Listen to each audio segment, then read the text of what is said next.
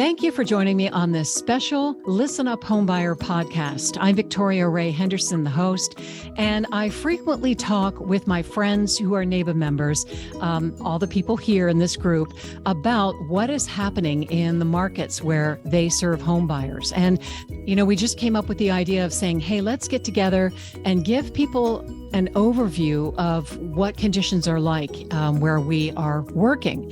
So I'll start off with some quick introductions. I'd like to introduce David Kent. He is the president and owner of the Real Buyers Agent in South Carolina. Hi, David.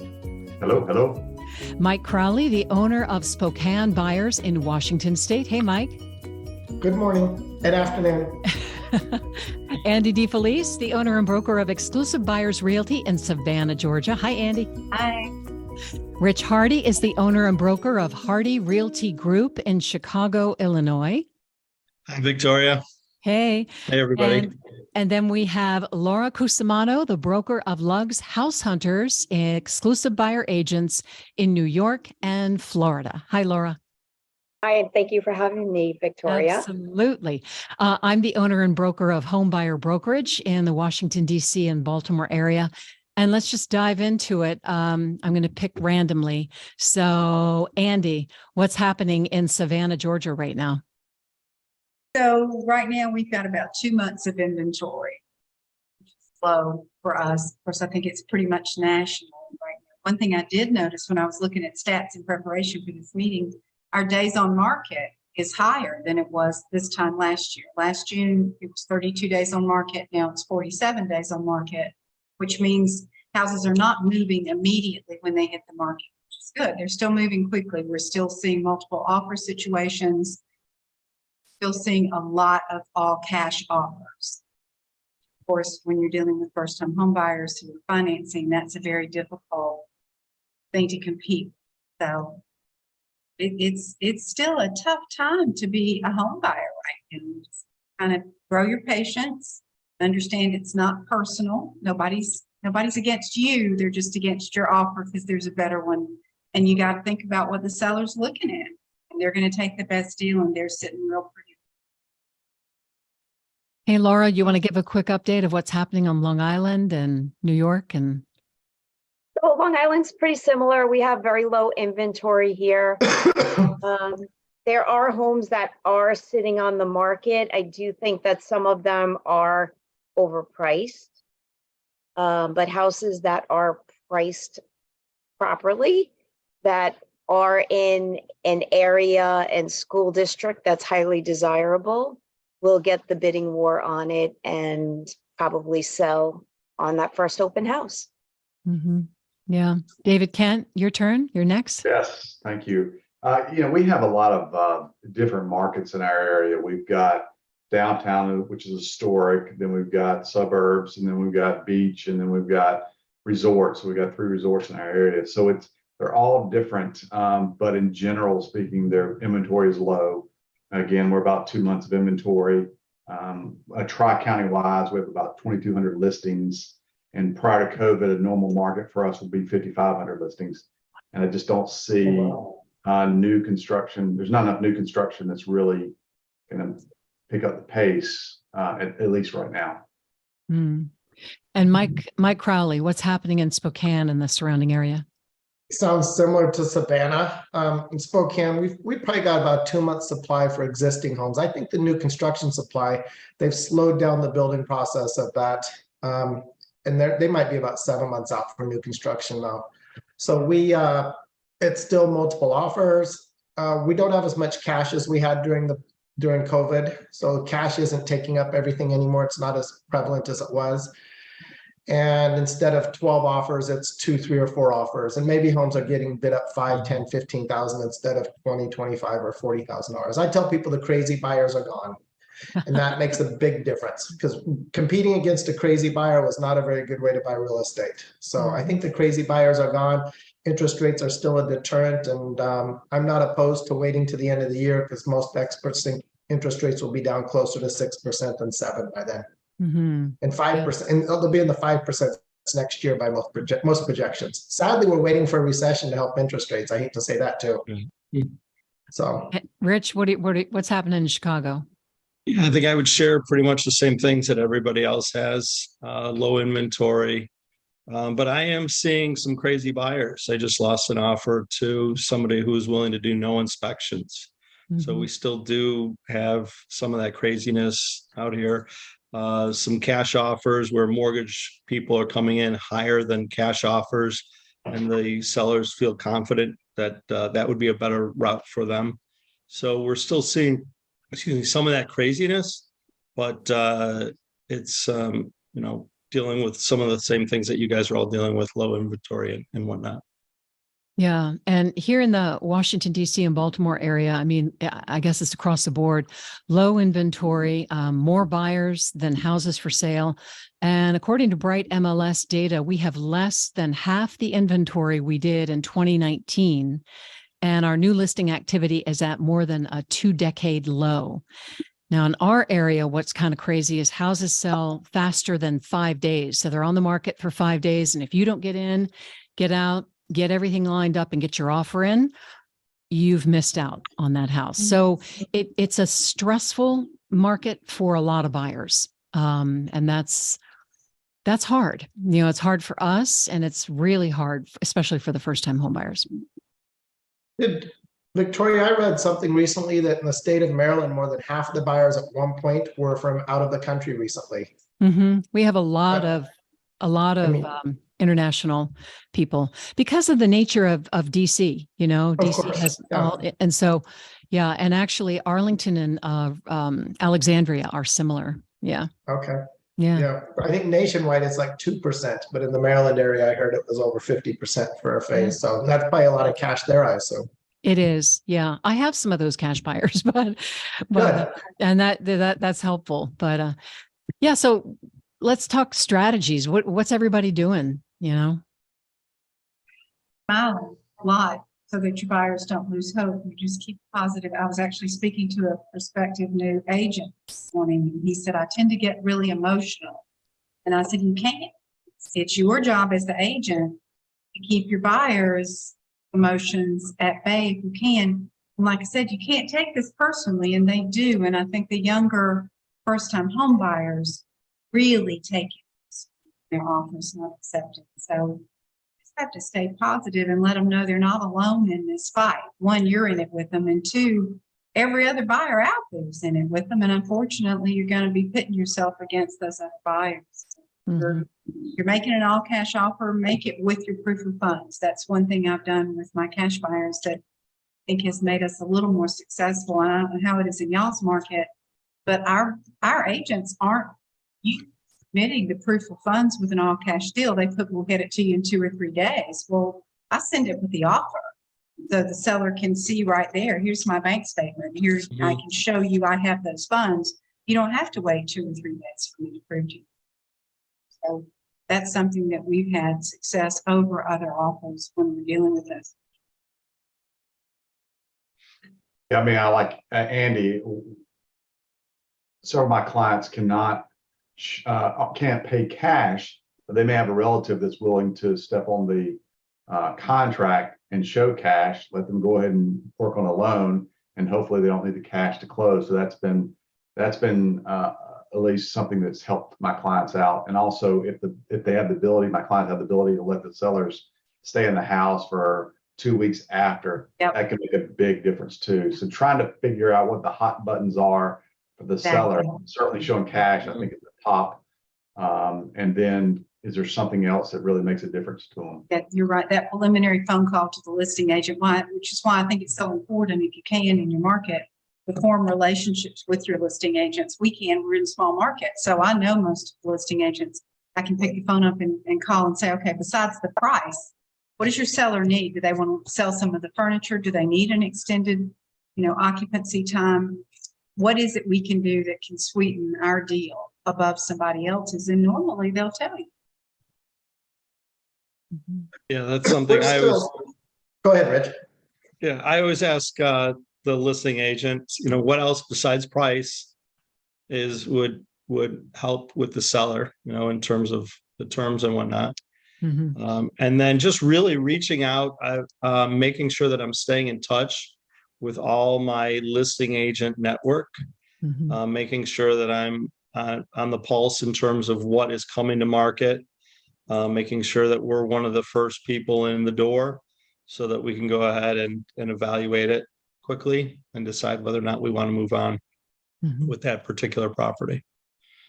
So, but I just recently had to tell somebody 6 times that they weren't the winner. And, the first 2 times was tough. Third was still, but after the 4th time, we kind of just, we knew what was coming. And, but the 7th time we had success. So I think if you just stick with it, you just stick with it. And, as in anything, once we did find the right house, it was truly the right house. So that was kind of a neat little thing to happen at the end there. It's funny how that works out, how I had one client, 14 offers and 15th was the charm. And, he was looking on Capitol Hill, which is a really popular part of town. And when he finally found it, he wouldn't stop texting me about how excited he was from his rooftop deck, and it was, so it is funny how that works out. But yeah, you got to look at that long game because, and it's hard. Yeah. One of the other things that we've been doing in our area, and I'm not sure if it works for all of you, but with the mortgages, we're actually able to get a commitment up front. So sometimes that actually helps when you're competing against somebody else that may be cash.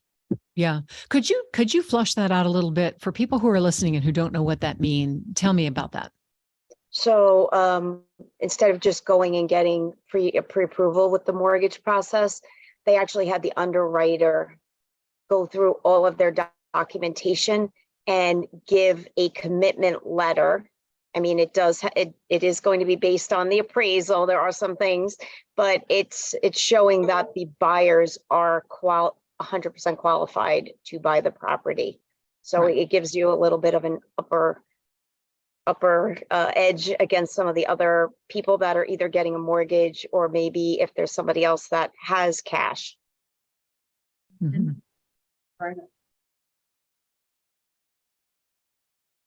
I'll mention we're still using the home inspection as leverage we convince you talk about 64 offers on a property. Whoever got that property is not making any home inspection requests because there's 63 people behind them ready to buy the home. Well, I think the same goes for an instance where there's 4, 5, or 6 offers. So once your buyers realize that absent something significant, they're not going to get anything on their home inspection.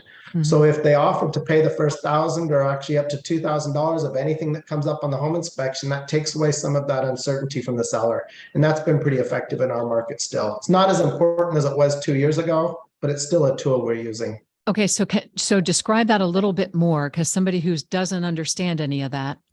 So basically what you're saying is unless there's something horrible on this home inspection, we're going to buy the house. And if there is something that comes up on the home inspection, we will write the check for the first $1,000 or $2,000 to address it, which usually will cover anything on our homes. Usually our home inspections are pretty mild here. We don't have a lot of things that beat up our houses here. So that just tells the seller, it's like these people are ready to buy. And if something comes up like a cracked seal on a window or the chimney needs recapped or the furnace needs service, they're going to write the check for all of that. More often than not, they don't write the check. They just say, let's buy the house and we'll do those things when we move in. But they have to write the check first, which usually I have yet to have a seller write a check over and above with my clients because my clients never step up all the way. So we're pretty much waiving the inspection, but we're doing it and we're protecting our rights. Yeah. And I just want to jump in and say, Mike made a reference to 64 offers. And what that was in the Washington area. I have an investor client and he was buying a property that was in distress. I mean, you couldn't live in it. And he ultimately decided not to make the offer, but because I had been in contact with the listing agent, they sent me an update. And the update was, we received 64 offers. We're going to get back to you in a couple of days. It's going to take a while to go through this. 64 offers. I've never heard of that many. And so that was what I had shared with everybody. It was pretty shocking. Yeah.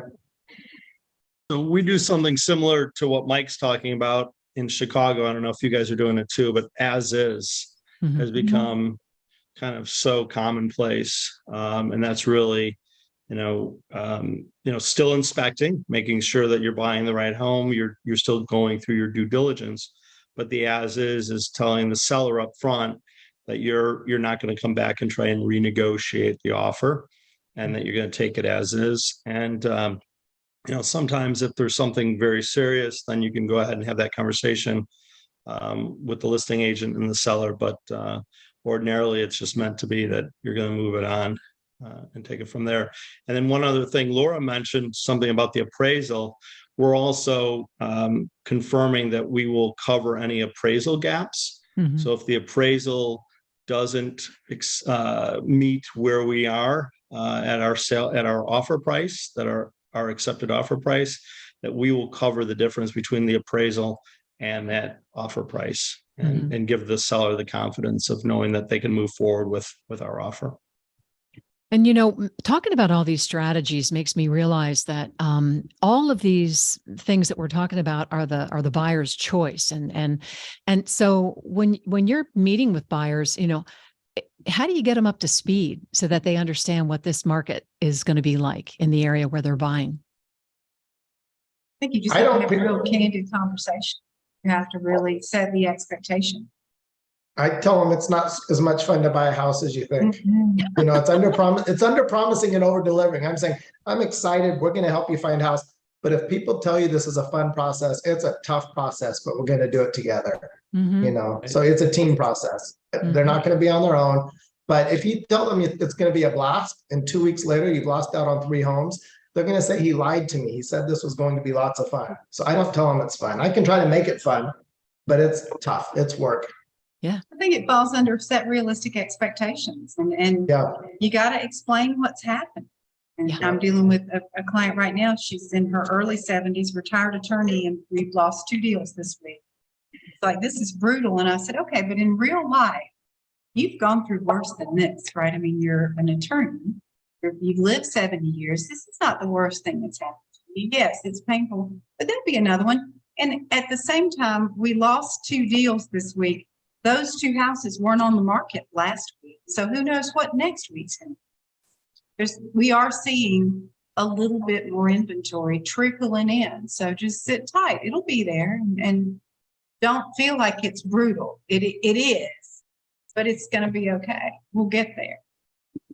So what I found is the hardest thing is to navigate the group of buyers that you're going up against, because that mix changes.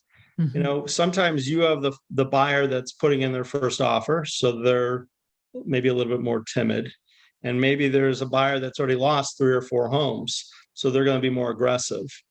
So it's just really kind of a little bit of the luck of the draw of who you're going up against. I mentioned earlier that, we had a cash offer and the seller decided to take a mortgage because those people, cash is generally always king until the mortgage offer was so much higher that the seller decided to take that chance. So, we thought we were very confident going in with cash, only to be beat out by somebody who had a mortgage.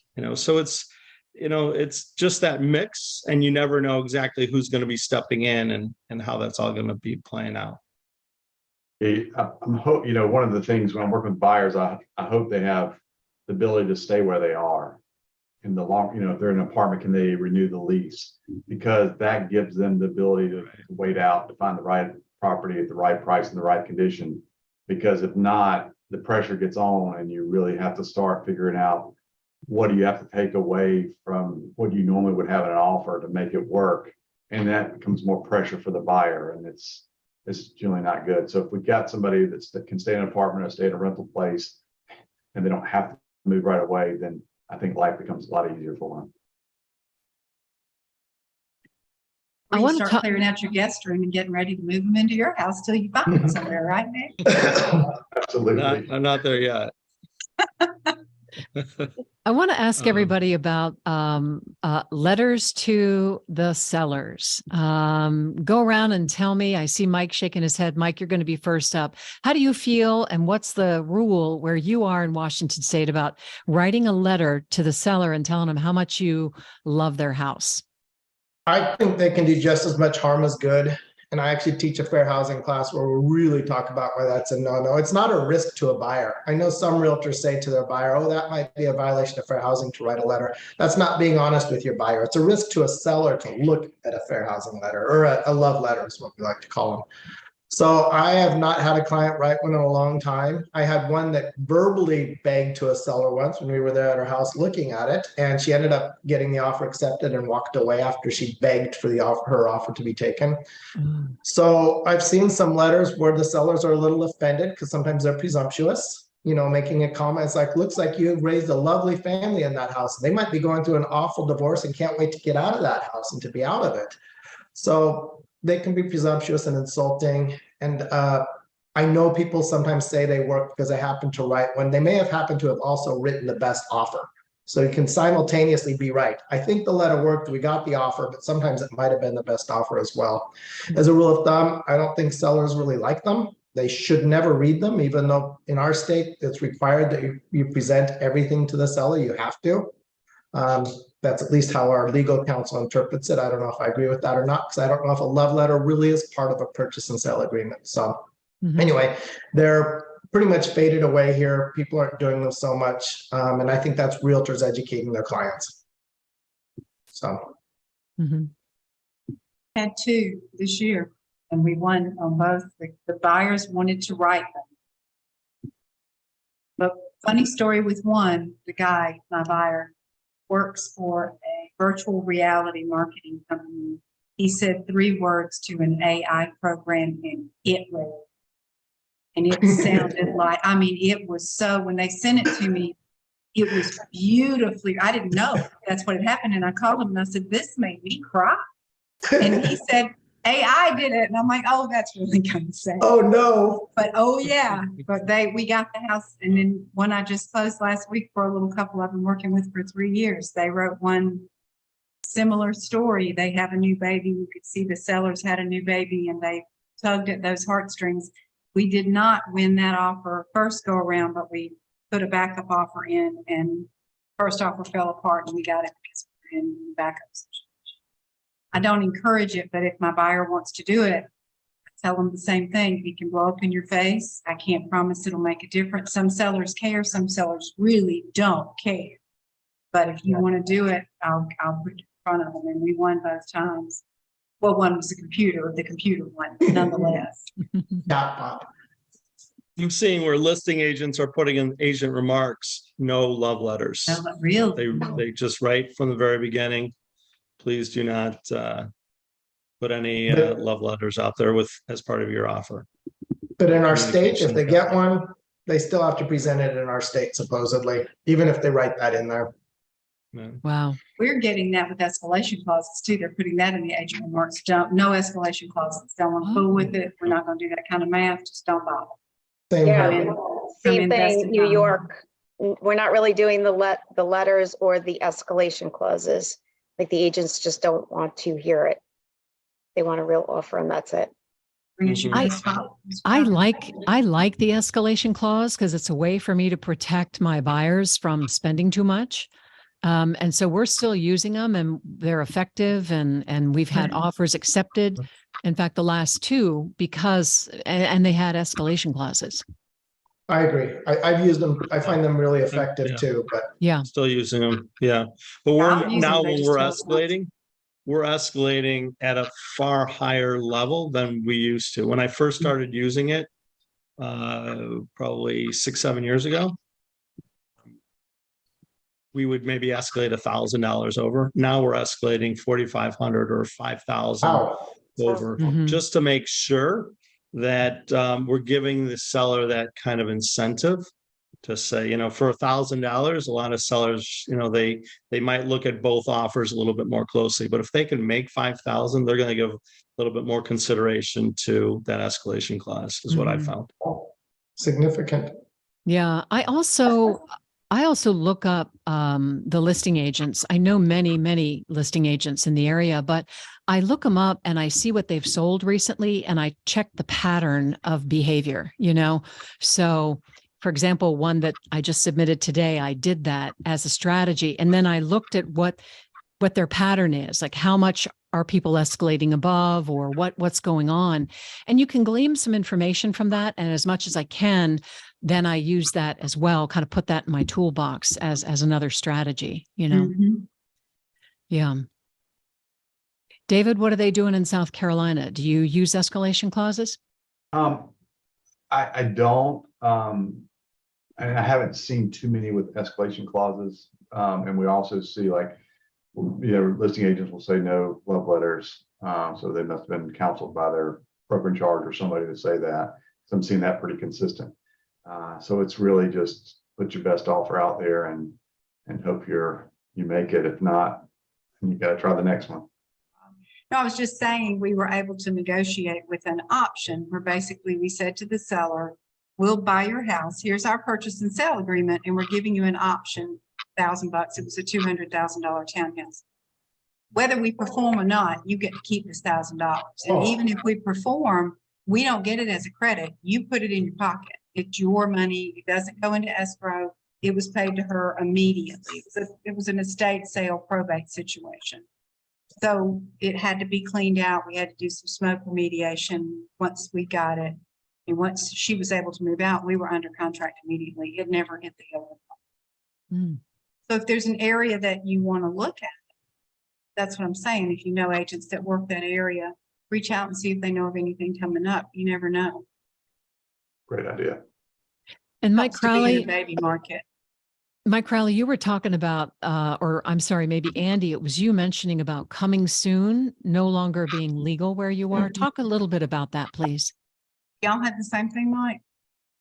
Yeah, actually, NAR actually took it up shortly after we did. We were one of the first in the country about 4 years ago, but NAR does have their clear cooperation policy, which pretty much requires, should have nipped coming soon in the butt for everybody. It's just a matter of who's enforcing it and where. So, but yeah, we did it years ago. And talk about why that matters. Do you want to go ahead, Andy? It doesn't matter. Go ahead. Okay. So the idea of coming soon is it's supposed to be exposed to the overall market. It should not be exposed to the market until it's an active listing. And coming soon was sort of circumventing that. And what was happening, at least in our market, where a lot of the larger real estate firms, they would share their coming soons with their other agents within their office, but they weren't being shared with the rest of the real estate population in town. And it was an unfair advantage. And basically, if the house is listed, it needs to be exposed to everybody. Shouldn't be exposed to the general public at all when it's in a coming soon situation. But if you work in one of the larger brokerages and you hear about a coming soon and you call your client and say, I just heard about this, you just exposed it to the general public. So they shut it down completely. So there is we don't have this coming soon, which is wonderful because they're awful. Now, if it's active and everybody knows about it. In our market was similar. We had one particular office that would put the sign in the yard on Wednesday, let it sit there Thursday, Friday, Saturday, Sunday. And if you called the listing agent, some reason, if you were a buyer, you were able to get in. But if you called your realtor and they'd call that agent would say it's not coming on the market till Monday, or it's not available to show yet. So we wrestled with this for about 2 months, or for about 2 years. Our steering committee did, and they put together the policy, which pretty much prohibited it entirely. But it reflects poorly on us, because if it's your client calls you up and says, I can't show you that house, and then they drive by and somebody else is looking at it, and then they buy it, and when it comes on the market at Tuesday, it comes on listed pending, or listed while pending, or something like that. So it doesn't happen here. People still try to do it a little bit, but the penalties here are in the thousands of dollars if you do it and you get caught. Okay. So be careful. So I've got a question for each of you. And this is dual agency allowed in your state? Raise your hand if dual agency is allowed. Okay. Who wants to take that on? Because, well, I will just say in the Washington, D.C. area, it's Maryland, Virginia, and D.C. Virginia and D.C. allow dual agency. Maryland allows designated agency, which is a form of dual agency. And what I have been seeing in Maryland are a lot of in our MLS system where it looks like there is actually dual agency happening. So somebody tackle and explain, what is dual agency? So dual agency is, well, I'll give an example. So a listing agent is having an open house and a buyer that does not have an agent goes in, and the listing agent actually represents the seller, is going to say, we're allowed to do dual agency in our state. We have an agency disclosure form. They go through it. And if the buyer agrees, then technically the listing agent is representing both the seller and the buyer in the transaction. Which I always said, if you compared that to, if you went to a lawyer and you were getting a divorce, would you want the same attorney to be representing both of you? How do you do that? Yeah, they'd be But disbarred. we have the designated dual agency. We have the designated agent as well in our state. So that is the option. But it's really not that much better, because basically it's saying, I'm the listing agent. I'm going to keep representing my seller. And I'm going to give you another agent from within my company, who's probably their friend or something, and they're going to be representing you, Mr. Buyer, in this transaction. So that's what we have. Everybody jump in, comment, because I know you're dying to. It's why we do what we do. Well said, well put. I mean, Yeah. it makes no sense at all to have to be represented by the same person or the same company if you have a choice, and you have a choice. So You can't serve two masters. So who are you? Yeah. If you're working for the buyer and you're working for the seller, you're really working for your commission, because that's the only reward in the whole situation. Yeah. How can you possibly do that correctly and with any kind of integrity, in my opinion? And I think Laura's example of the attorneys, I think that always hits home with most buyers. But it comes down to more things than just price. There's closing details, there's inspection details, there's terms, there's appraisals, there's all sorts of different things that one agent is going to need to navigate through. Mm-hmm. So as you get into the thick of it, I think that's where the difficulty becomes, making sure that both sides are getting that balanced sense of representation. Yeah. Mike, you want to jump in? For people that don't follow real estate, the incentive for a listing agent to do that is because ideally they can make twice as much money by keeping you, twice as much money by keeping you from being properly represented. And then you could argue on their behalf, they've earned it. If they keep the buyer from being properly represented and the seller has an unrepresented buyer, that's the problem is you're not being represented. The agent's happy because they're making twice as much. The seller's happy because they don't have a buyer that's being properly represented. And they should want a buyer that's properly represented, because I think a real estate transaction goes much better together with two competent real estate agents, much better than with one. But sometimes they're thinking about money and they're not thinking about a smooth transaction. They're not worried about everybody being happy. Yeah. So. I would like to share with you guys real quick. According to the Northern Virginia Realtor Association, I'll just read this first line. Dual agency. The agent will be unable to advise either seller or buyer as to the terms, offers, or counter offers, except, however, that the dual agent may have already provided such advice to the seller before representing the buyer. They can't advise on the suitability of the property, its condition, other than to make disclosures as required by law, and cannot advise either party as to repairs of the property or, and it just goes on and on. It's like, why are you there? Yeah, to get paid. Right. Get paid.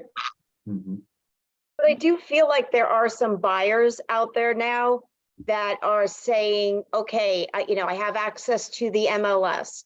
I have access to Zillow. I see what's coming soon. And they want to get the upper edge. They don't want to be competing against the other buyers in the field.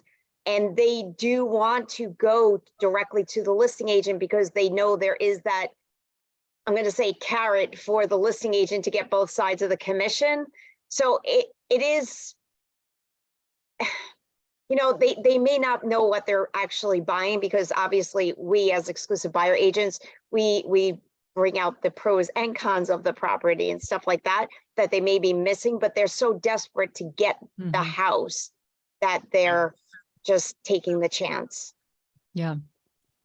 And sometimes it can go well. It's possible to go well, but problems do come up. And that's those stories you hear about. It's like, I thought I would do this.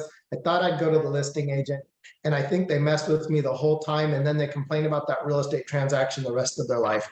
Yeah. So, David and I were Right. talking the other day on the phone about this. And my prediction is that if people are doing that in this market, we're going to see a wave of people who are saying, oh my God, why did I compromise my representation when I was making the biggest financial decision that I am going to make? Right. It's just not worth it, you know? I write for a local magazine here, and I just wrote an article about how to survive a seller's market. And I finished by just saying it's a marathon, and you're running this marathon. And really, the marathon starts between mile 20 and 26 for a lot of people, because that's where it really gets tough. And so I just say, you know what, you're in between mile 20 and 26, and we'll get you there. But you just got to know that you got to dig deep and push through. We're forming a real relationship, and we get as excited and as disappointed as they do. Mhm. And I think they start to realize that the longer we work together, we're in this together. We're not just trying to sell you a house. We're trying to help you make an informed decision and really set yourself on a path that you need to be on. It's why we do what we do. I think that's the most special part about being a buyer agent or working with buyers, is knowing that you're putting your buyer on a trajectory, and that you're just kind of like, you're creating the path that they will take through this major purchase. And I think when you hand them the keys, I think that's a really great feeling. So. Rich Harty, Andi DeFelice, Laura Cusimano, Mike Crowley, and David Kent. We are members of the National Association of Exclusive Buyer Agents. We came together today to talk about market conditions in June 2023. Guys, thank you so much for joining me. It has been so much fun. Thanks. Thanks, Victoria. Thank you. Victoria. Bye-bye. Take Bye. care. Bye.